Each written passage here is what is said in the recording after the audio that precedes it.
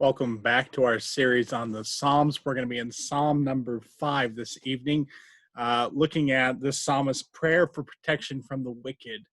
And while we may not be the psalmists and have the same need, I believe there's some great applications here for us to be praying this psalm on to protect ourselves from temptation and sin and the evil one. So let's now begin with the reading, and we'll make some of those points.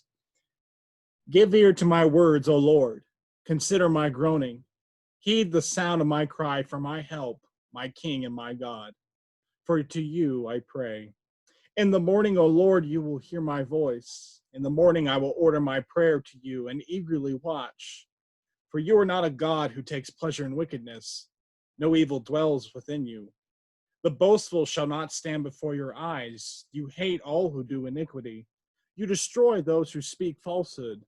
The Lord abhors the man of bloodshed and deceit. But as for me, by your abundant loving kindness, I will enter your house. At your holy temple, I will bow in reverence for you.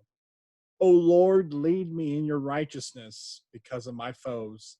Make your way straight before me. There is nothing reliable in what they say. Their inward part is destruction itself. Their throat is the open grave. They flatter with their tongue. Hold them guilty, O God. By their own devices let them fall. In the multitude of their transgressions thrust them out, for they are rebellious against you. Let all who take refuge in you be glad. Let them ever sing for joy, and may you shelter them.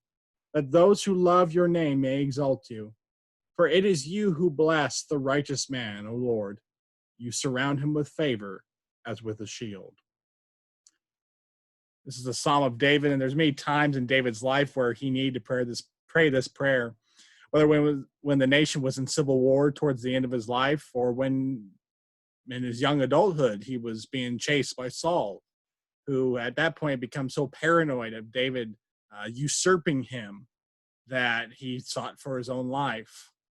Many times David probably had prayed this prayer that God would protect him from his enemies. But there's applications for us here. As I said, we may not be fighting the physical battles today, but we fight similar battles in the spiritual realm.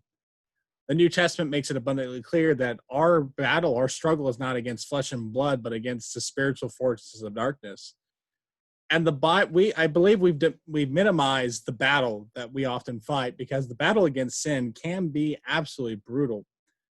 You could be fighting, sometimes people will say, well, they struggle, like, well, I'm fighting and I'm just not winning. Well, how long did you fight? 2 minutes? 2 hours? All night? 2 days? Sometimes spiritual battles last. And they last a long time. And so we need to have the endurance for that. And one way we can do that is we can make this psalm our own. We can pray, acknowledge the great fact that God is a God of justice and righteousness. And as it says in verse 4, he takes no pleasure in wickedness. The boastful and the unjust and the sinners will not stand before him. And we could pray to him as David did in verses 8 through 10, that God would lead us in his righteousness, because Satan has beset me with temptation, that there is nothing reliable in what he says, that he is destruction himself, and his throat is the open grave, and he flatters with the tongue. Sometimes just saying those things out loud in prayer reminds us of the enemy we're facing and the lies that he does tell. We continue to pray that God would hold Satan guilty, and by his own devices let him fall, and the multitude of his transgressions thrust him out, for he is rebellious against you.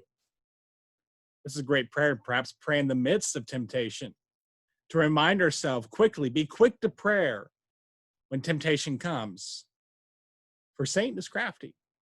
I heard one individual make the comment that when temptation comes, you have about 5 seconds to say no, or to do something about it, to remove it from your life. Is anything further than 5 seconds, you begin to dwell on it.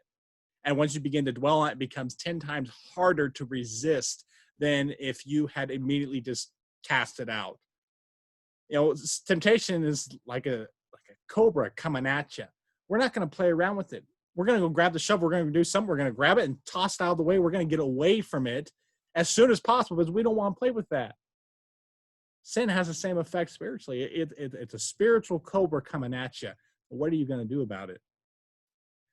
And the psalm ends with a great promise and blessing.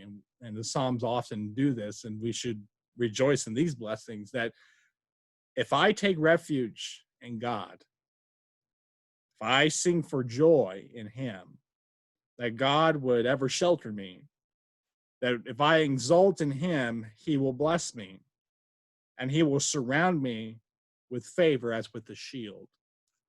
God truly takes care of his own and blesses those who earnestly seek him. And that's the key, earnestly seek him. It's not that the Christians are sinless, but as Christians, we ought to sin less. And the way we do that is by putting up that daily fight. So I hope the psalm will be beneficial to you this week, that we'll meditate upon these things, that we might use verses 8 through 12 really as a prayer for ourselves. Next time when temptation comes, whip this out or commit verse 8 to memory or something. Find some way to apply this in your fight against Satan and his devices. As always, thank you for tuning in. We encourage you to like and subscribe on this channel and tune in every Sunday morning at 10 a.m. as we live stream our services. And we encourage you to get connected with us if you're in the greater Tucson area. We meet at 145 North Country Club Road. The nearest intersection is Broadway and Country Club right here in Midtown. And we're meeting at 10 a.m. right now, as I said, and we would love to have you as an honored guest. We would love to sit down with you and study the Bible with you, pray with you, pray for you. Whatever we can do to help you, spiritually speaking, we want to be able to do that. So have a great week, and God bless.